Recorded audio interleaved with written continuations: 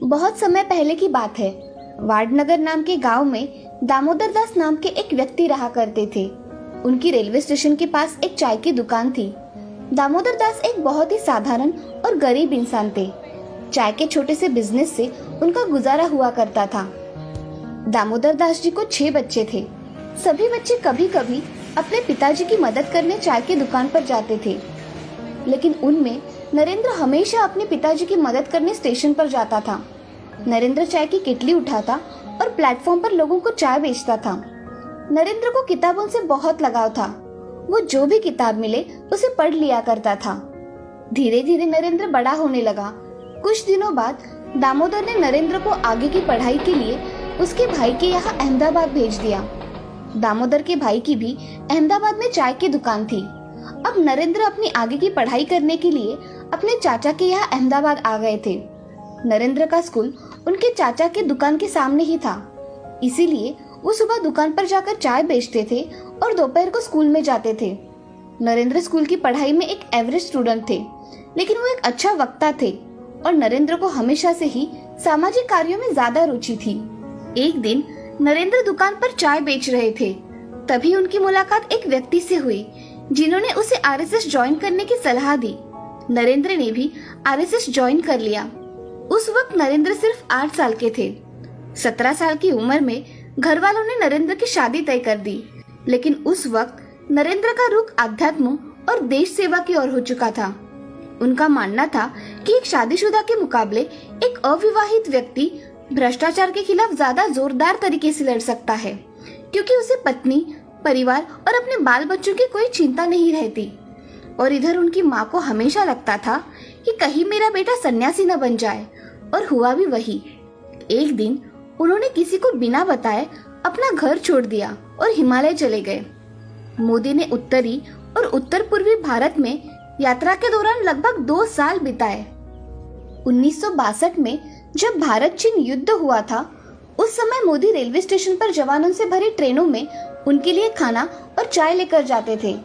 1965 में भारत पाकिस्तान के युद्ध के समय भी मोदी ने जवानों की खूब सेवा की थी।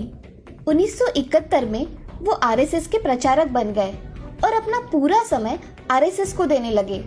मोदी वहाँ सुबह 5 बजे उठ जाते थे और देर रात तक काम करते थे। प्रचारक होने की वजह से मोदी ने गुजरात के अलग अलग जगह पर जाकर लोगों की समस्याओं को बहुत करीब से समझा और फिर भारतीय जनता पार्टी का आधार मजबूत करने में इम्पोर्टेंट रोल निभाया। 1975 के आसपास में राजनीतिक क्षेत्रों में विवाद की वजह से उस समय की प्रधानमंत्री इंदिरा गांधी ने कई राज्यों में इमरजेंसी घोषित कर दी और तब आरएसएस जैसी संगठनों पर भी रोक लगा दिया गया था। फिर भी मोदी चोरी छिपे देश की सेवा करते रहे और उन्होंने सरकार की गलत नीतियों का जमकर विरोध किया। उसी समय मोदी जी ने एक किताब भी लिखी जिसका नाम था संघर्ष माँ गुजरात। इस किताब में उन्होंने गुजरात की राजनीति के बारे में चर्चा की थी। आपातकाल के दौरान गिरफ्तारी से बचने के लिए मोदी को अंडरग्राउंड होने के लिए मजबूर होना पड़ा। वो सरकार का विरोध करने वाली पैम्पलेट प्रिंटिंग में शामिल थे। उन्होंने आरएसएस के प्रचारक रहते हुए 1980 में गुजरात विश्वविद्यालय से राजनीति विज्ञान में पोस्ट ग्रेजुएशन की डिग्री प्राप्त की। आरएसएस के बेहतरीन काम को देखते हुए उन्हें भाजपा में नियुक्त किया गया, जहां उन्होंने 1990 में अडवाणी जी के अयोध्या यात्रा का भव्य आयोजन किया, जिससे भाजपा के सारे वरिष्ठ नेता उनसे बहुत प्रभावित हुए। आगे भी उनके अद्भुत कार्यों की बदौलत भाजपा में उनका महत्व बढ़ता रहा। आखिरकार उनकी मेहनत रंग लाई और उनकी पार्टी ने गुजरात में 1995 में विधानसभा चुनाव में बहुमत में अपनी सरकार बना ली और केशुभाई पटेल को गुजरात का मुख्यमंत्री बना दिया और नरेंद्र मोदी को दिल्ली बुलाकर भाजपा संगठन के लिए उन्हें केंद्रीय मंत्री की रिस्पॉन्सिबिलिटी दी गई। मोदी जी ने इस रिस्पॉन्सिबिलिटी को बहुत ही बखूबी निभाया। 2001 में केशुभाई पटेल की सेहत खराब होने लगी थी और गुजरात चुनाव में भाजपा कई सीटें भी हार रही थी। इसके बाद भारतीय जनता पार्टी ने अक्टूबर 2001 में केशुभाई पटेल की जगह नरेंद्र मोदी को गुजरात के मुख्यमंत्री की कमान सौंपी। नरेंद्र मोदी ने मुख्यमंत्री का अपना पहला कार्यकाल 7 अक्टूबर 2001 से शुरू किया। इसके बाद मोदी ने राजकोट विधानसभा चुनाव लड़ा, जिसमें उन्होंने कांग्रेस पार्टी के अश्विन मेहता को बहुत बड़े अंतर से मात दे दी। मुख्यमंत्री पद पर रहते हुए नरेंद्र मोदी ने बहुत अच्छी तरीके से अपने सारे कार्यों को संभाला और गुजरात को फिर से मजबूत कर दिया। उन्होंने गांव-गांव तक बिजली पहुंचाई, टूरिज्म को बढ़ाया। देश में पहली बार किसी राज्य की नदियों को एक साथ जोड़ा गया, जिससे पूरे राज्य की पानी की प्रॉब्लम सॉल्व हो गई। उन्होंने एशिया का सबसे बड़ा सोलर पार्क निर्माण भी गुजरात में किया। इन सब के अलावा उन्होंने बहुत अद्भुत कार्य किए। देखते ही देखते उन्होंने गुजरात को भारत का एक बेहतरीन राज्य बना दिया और वो खुद गुजरात के सबसे बेहतरीन मुख्यमंत्री बन गए। लेकिन उसी बीच गुजरात के गोधरा कांड से नरेंद्र मोदी का नाम जोड़ा गया और कांग्रेस सहित अन्य विपक्षी दलों ने उनके इस्तीफे की मांग की। दोस्तों, गोधरा कांड में 27 फरवरी 2002 को गुजरात के गोधरा नाम के शहर में रेलवे स्टेशन पर साबरमती ट्रेन के F6 कोच में आग लगाए जाने के बाद 59 लोगों की मौत हो गई थी, जिसके बाद पूरे गुजरात में सांप्रदायिक दंगे होना शुरू हो गए थे। और फिर 28 फरवरी 2002 को गुजरात के कई इलाकों में दंगा बहुत ज्यादा भड़क गया, जिसमें 1200 से अधिक लोग मारे गए। इसके बाद इस घटना की जांच के लिए उच्चतम न्यायालय ने एक विशेष जांच दल बनाया और फिर दिसंबर 2010 में जांच दल की रिपोर्ट के आधार पर फैसला सुनाया कि इन दंगों में नरेंद्र मोदी के खिलाफ कोई ठोस सबूत नहीं मिला।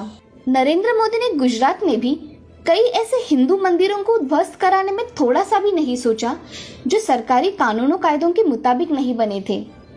हालांकि इसके लिए उन्हें विश्व हिंदू परिषद जैसे संगठनों का भी विरोध झेलना पड़ा, लेकिन उन्होंने उसकी थोड़ी सी भी परवाह नहीं की और देश के लिए जो सही था उसी काम को करते रहे। उनके अच्छे डिसीजंस और कार्यों की वजह से गुजरात के लोगों ने मोदी जी को 4 बार लगातार अपना मुख्यमंत्री बनाया।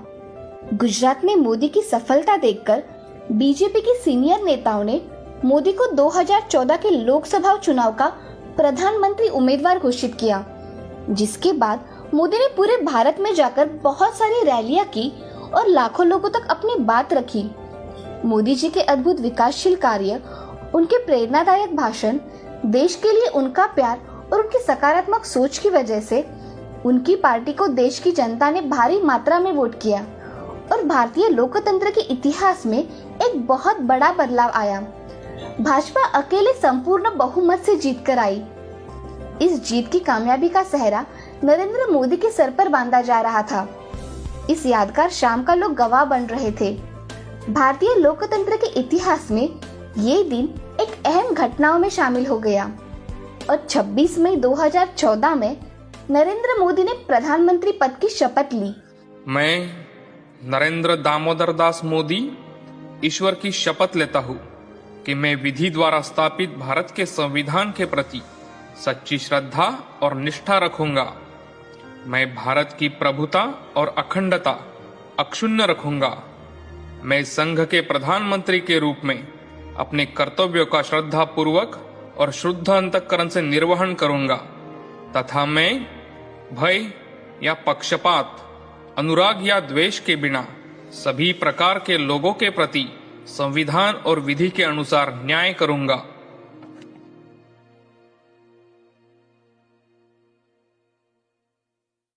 कई साल पहले सूरतपुर नाम के गांव में मनीष नाम का जलेबी वाला रहता था।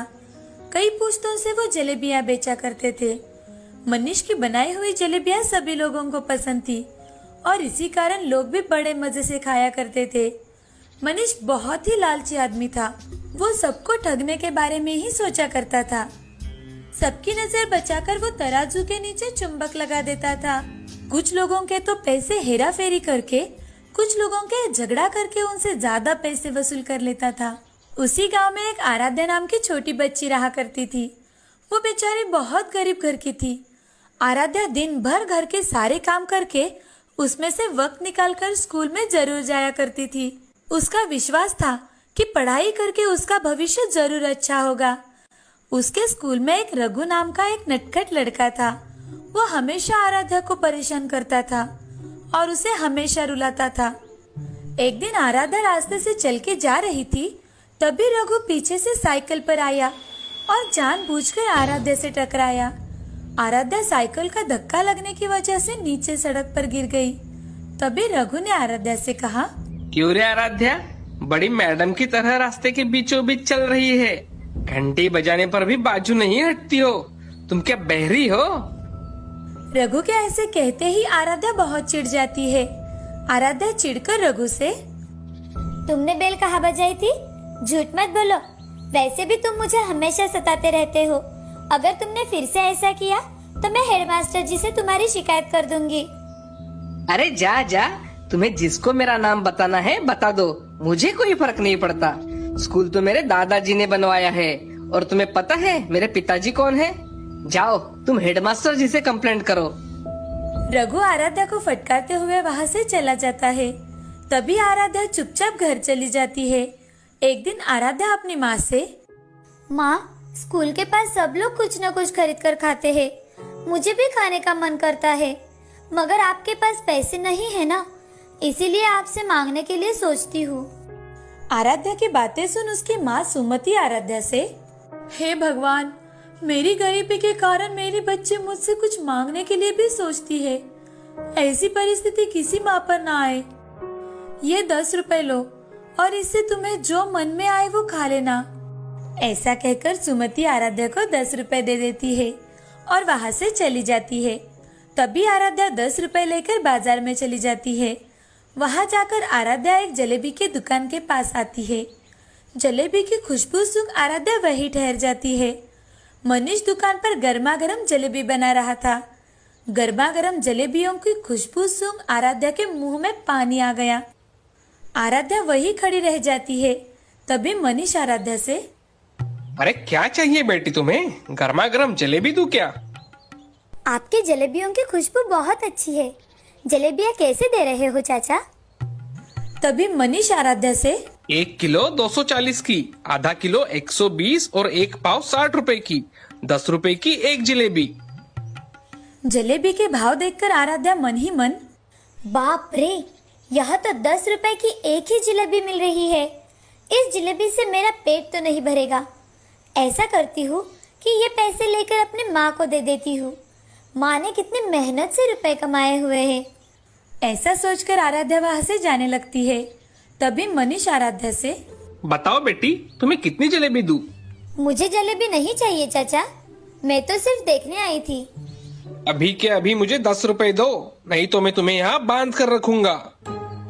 उसकी बातें सुन आराध्या बहुत डर जाती है और आराध्या मनीष से, चाचा, मैंने आपकी दुकान से कुछ भी नहीं लिया और मैं आपको किस चीज के पैसे दे दूं? तुम कब से मेरे दुकान के सामने खड़ी होकर जलेबियों की खुशबू ले रही हो और मुझसे ही कह रही हो मेरे जलेबियों की खुशबू लेने के भी पैसे लगते हैं, समझी? मैं कहाँ से दूं चाचा, मैं बहुत गरीब हूँ। अरे मुझे उससे क्या मतलब, मुझे मेरे पैसे चाहिए वरना तुम यहाँ से नहीं जा सकती। मनीष की बातें सुन आराध्या रोने लगी और मनीष फिर से आराध्या से, अगर पैसे नहीं दे सकती तो यहाँ मेरी जलेबियों की खुशबू सूंघने क्यों आई? चलो निकालो पैसे, मुझे सब पता है तुम गरीबों के नाटक। आराध्या रोने लगती है। तभी उसका दोस्त रघु वहाँ से साइकिल से जा रहा था। वो देखता है कि आराध्या उस दुकान के सामने खड़ी रो रही है। साइकिल एक जगह खड़े करके रघु आराध्या के पास आया और आराध्या से, अरे आराध्या क्या हुआ, तुम यहाँ ऐसे क्यों रो रही हो? आराध्या ने सारी बातें रघु को बताई। तभी रघु आराध्या से, आराध्या, मनीष जी ने कोई गलत बात नहीं कही, ये तो उनकी जलेबियां है। अगर कोई इसका सुगंध लेगा तो पैसे तो भरने ही पड़ेंगे ना। लाओ तुम्हारे पैसे मुझे दे दो। आराध्या ने रघु को पैसे दे दिए। बेचारी को कुछ समझ ना आने के कारण वो एक ही जगह भूत बनकर खड़ी रह गई।